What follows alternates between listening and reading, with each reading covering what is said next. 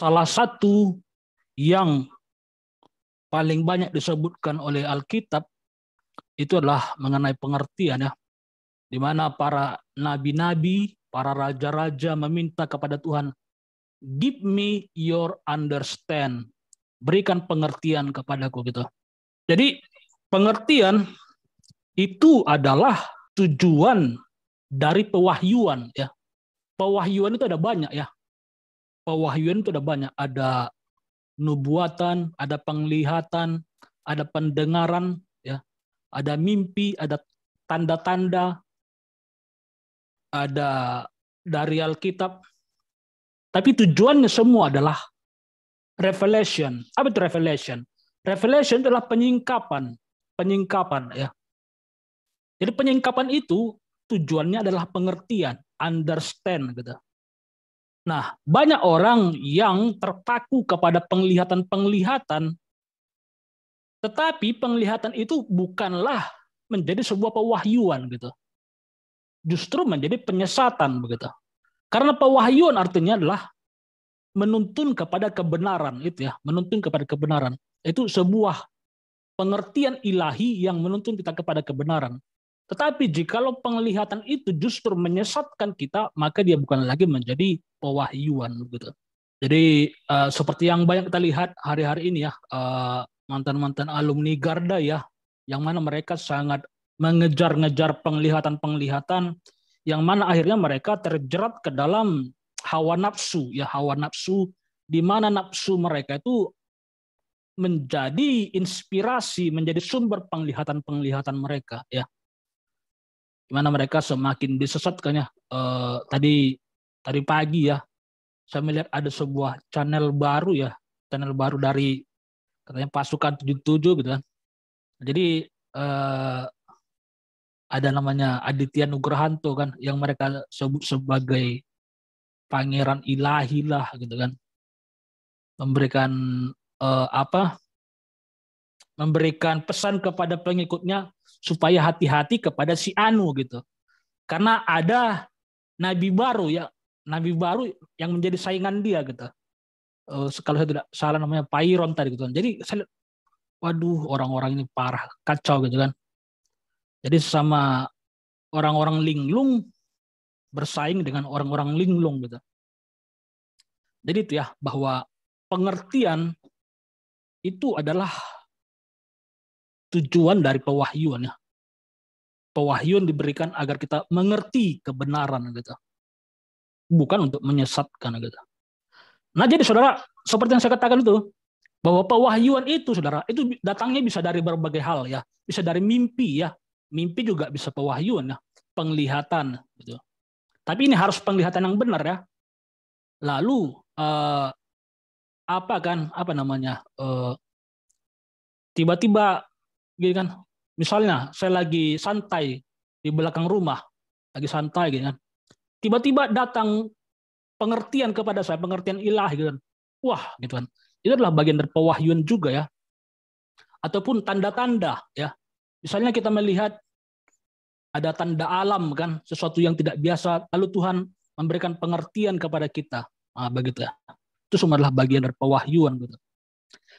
Nah, jadi saudara, ketika saya ini ya, saya mendapat berkat dari satu ayat yang tadi di 1 Raja-Raja 3 ayat 4 ya, ayat 5 ya, 1 Raja-Raja 3 ayat 5. Ternyata saudara, kisah yang sangat luar biasa yang dinyanyikan sebagai puji-pujian bangsa Israel, di mana Raja Salomo meminta hikmat kepada Tuhan dan dituliskan dalam kitab suci. Ternyata saudara, itu adalah peristiwa di dalam mimpi. Peristiwa dalam mimpi saudara. Nah, jadi saudara, coba satu orang lagi membacakan ya. Kita coba Ibu In bacakan kembali 1 Raja-Raja 3 ayat 5. 1 Raja-Raja 3 ayat 5. Di Gibeon itu Tuhan menampakkan diri kepada Salomo dalam mimpi pada waktu malam. Berfirmanlah Allah, mintalah apa yang hendak kuberikan kepadamu. Ya, Anda lihat nggak saudara? Ternyata sebuah peristiwa yang luar biasa itu yang dituliskan oleh Alkitab, yang diceritakan dari generasi ke generasi, di mana Raja Salomo meminta hikmat kepada Tuhan, ternyata itu adalah sebuah peristiwa di dalam mimpi. Wow. Wow. Jadi artinya apa, saudara? Artinya jangan mengkerdilkan mimpi gitu. Karena tidak semua mimpi itu sama gitu. Jadi mimpi pun bisa adalah sebuah pewahyuan ya. Tapi itu tentunya tidak sembarang mimpi ya.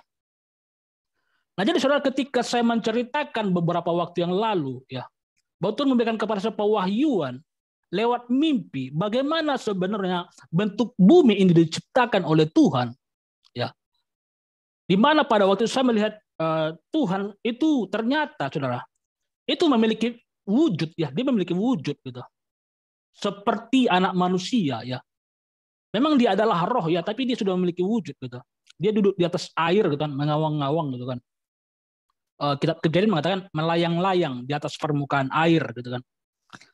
Nah, lalu dia turun ke air, dia membuka tangannya begini, dia mengucapkan sepatah kata, lalu muncullah sebuah benda transparan yang ternyata adalah bumi gitu.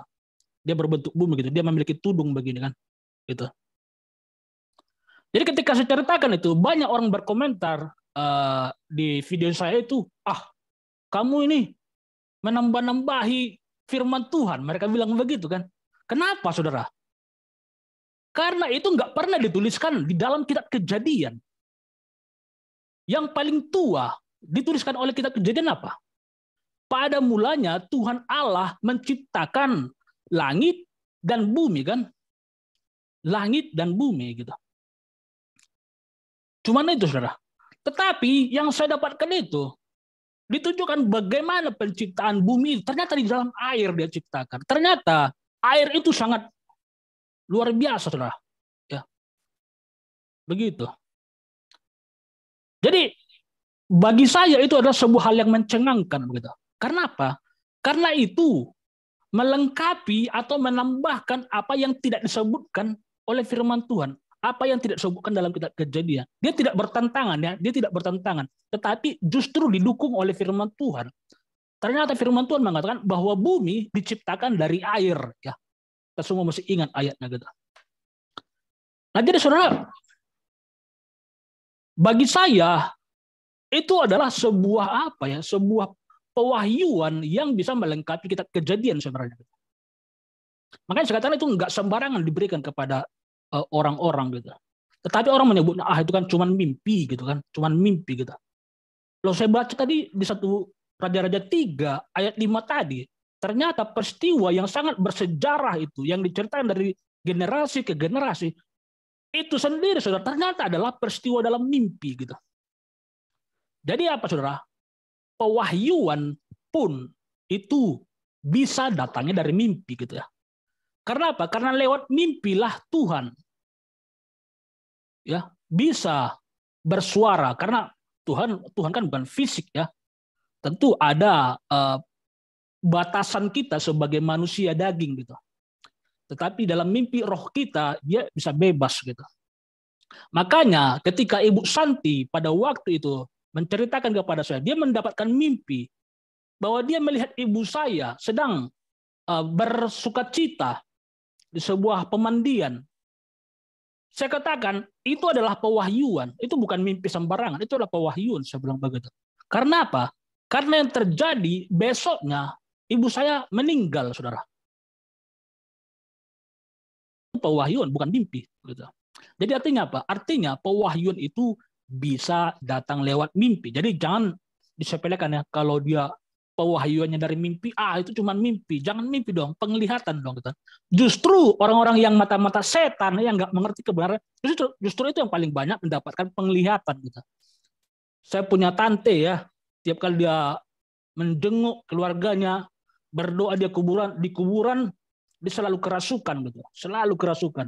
Gampang sekali dia kerasukan. Itu paling banyak melihat setan, saudara. Paling banyak melihat alam supranatural. Gitu. Ya, jadi jangan kita banggakan orang-orang yang mata cakranya terbuka ya. Justru mimpi, pewahyuan lewat mimpi itu lebih bersih, saudara.